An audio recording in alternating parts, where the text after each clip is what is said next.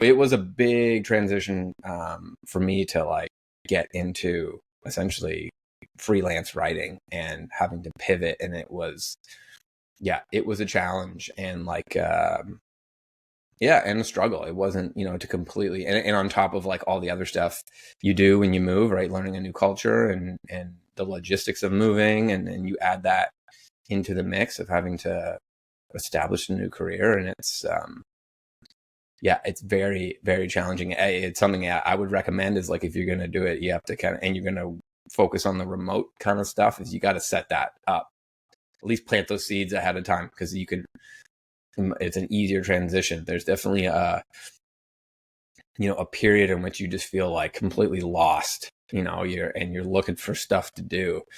And, you know, and it's not a great feeling, especially for someone like me who was very like, my job was active. I was always doing things.